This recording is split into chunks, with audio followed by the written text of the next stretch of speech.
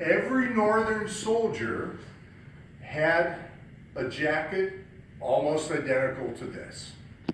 He would have sky blue trousers, or what we call pants, and they would be held up by suspenders. He would have on, you can't really see mine, but he would have on a long sleeve cotton shirt underneath that, plus his long underwear. Because back then, no matter what the temperature, north and south, they wore long underwear. So this is the first part of his uniform. Now, oh, by the way, pretend these are sky blue trousers. What's your answer? Okay, sky blue, sky blue. I got it? Okay, what's your name? Allison. Allison, what color are those? Good answer. All right, so sky blue trousers. Now, Josiah's a new recruit. I'm going to dress him in what we call, all this stuff is called my leathers, because most of it is made of leather. All right? So I'm going to remove them, but before I do, I'm part of the United States Federal Army. How do we abbreviate United States? U.S. U.S. Jacob, right? Isaac. Isaac. Oh, two Isaacs. No. I was close. Okay, Isaac and Benjamin. Our war, the guys dressed in gray won most of their battles. Like if we were to compare it to like March Madness, Robert E. Lee and the Army of Northern Virginia would be like 10-0. They'd be undefeated. And if dressed in gray, I chase these guys off the battlefield. They leave behind a lot of wounded soldiers, a lot of dead soldiers, and a lot of equipment. So my friends and I would go to Josiah's dead body and remove all of this stuff. But I don't want to wear something that says U.S., so I turn it upside down, standing for Southern Nation. Many guys in gray borrowed the sky blue trousers from a Yankee who wasn't using them anymore, if you catch my drift. Fellow reenactors, we try to be as authentic as we can, and we cook over an open fire, and for breakfast we'll have eggs and bacon and things like that we cook ourselves. We'll do all of that on an open fire, but sometimes we eat things that aren't 150 years old. And so I have in here granola bars. But I don't want you to see them. Because if you see them, you'll know that I'm not really 150 years old. And so that would be like cheating, kind of. So we hide them in stuff like this. Also in here with my personal goods, one of my favorite things is my flashlight. Did you know they had flashlights during the Civil War? Well, this is my flashlight. It's a candle. Yeah, because you can't go modern day and buy a flashlight. We can't. So you open it, right now the candle's too high, but when the candle burns down a little bit, it reflects off of the metal, and it actually enables me to read at night. It enables me, if I have to write at night. I actually go over my sermon by candlelight and so forth. Okay. So I carry this for when I need a light, and obviously I have matches. Oh no, they fell out. Okay, this next pouch.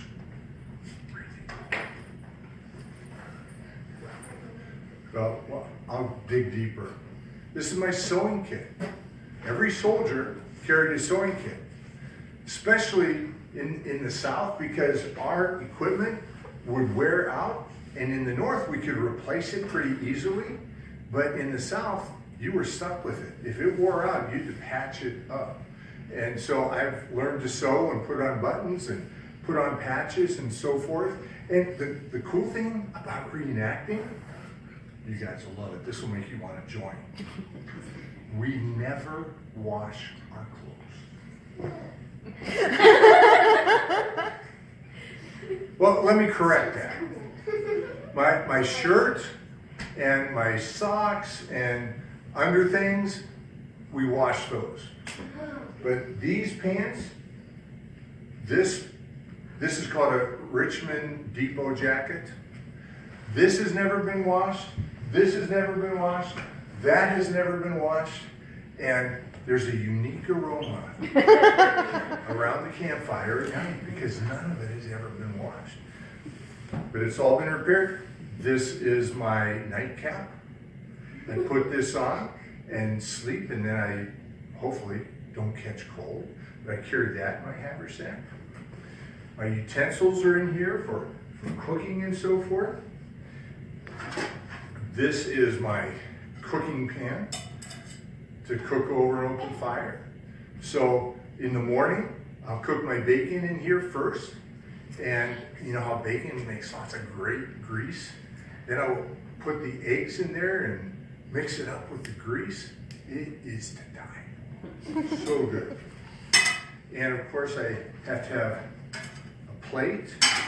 So all of this personal stuff, and I carry food items and different things like that, all the personal stuff is in my haversack. Now, if I should get shot in battle, okay, who wants to be on my team? Okay.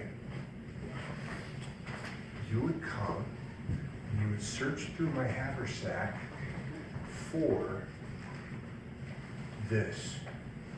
And I'll tell you why it's important, but tell everybody what's in there. You can take them out.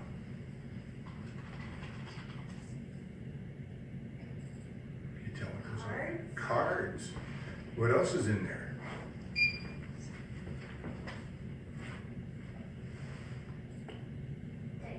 Dice. Thank you. Lead dice. Okay.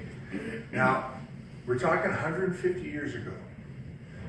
Mama sent me off to war. And if I am unfortunate enough to die, one of my friends would go through my personal items and make sure that these would not be sent home to Mama. Because if Mama opened a box with my playing cards and dice, what do you do with dice? I don't want Mama to know that I played with cards and that I played with dice. Because back then I was really, really bad. And I don't want Mama to cry anymore because I'm already dead. And if she finds me, she's going to cry even harder. Oh my, oh my, oh my. So, my friend would take these out of my haversack. All right, so the haversack carries personal items. I'm going to load it back up and put them on Josiah here. And you're moving towards the enemy, okay? You're blue, so you're moving towards my team. All right? Now, out in front is Jacob. I know that. Just want to see if you're awake. Okay, Benjamin is carrying the flag. Okay? Also with Benjamin would be the captain, although many captains were cowards and would be behind. But, now, imagine my team's over there, and we see 1,000 guys and gals dressed in blue marching towards us, and we see somebody carrying a Michigan flag. What stands out in this whole row of blue? There's one guy carrying a Michigan flag, one guy carrying the Stars and Stripes. So what stands out? Stars and Stripes. The flags. So what are they going to aim at first? They're gonna aim at the person holding a flag so they take them down because it's usually their captain. Exactly. Since their captain, they usually just go crazy. Well, their captain doesn't carry the flag, but this is a position of honor. Do you feel honored? Yeah. Another name for a flag bearer is target. Because those guys see the long line of blue and they see this colorful flag, and so this is what they aim for.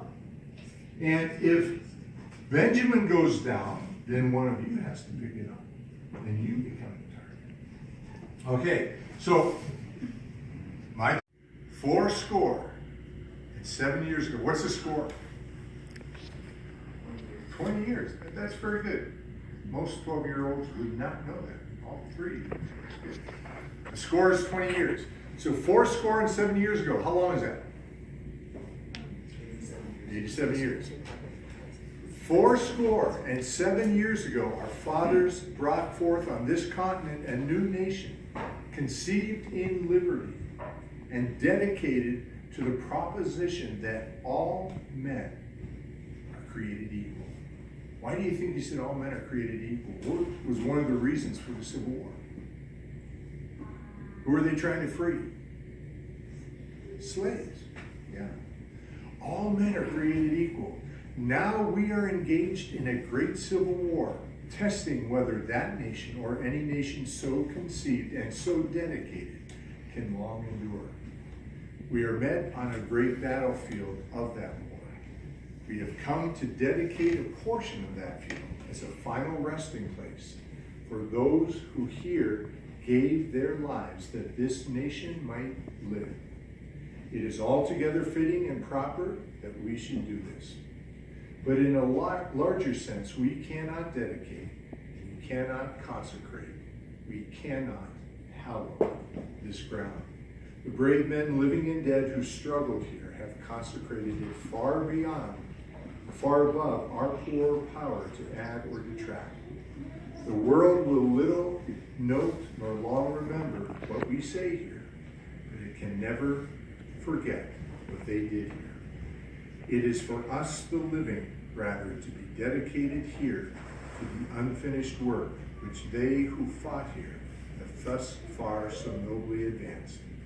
It is rather for us to be here dedicated to the great task remaining before us, that from these honored dead we take increased devotion to that cause for which they gave the last full measure of devotion, that we here highly resolve that these dead shall not have died in vain, that this nation under God shall have a new birth of freedom, and that government of the people, by the people, for the people, shall not perish from this earth.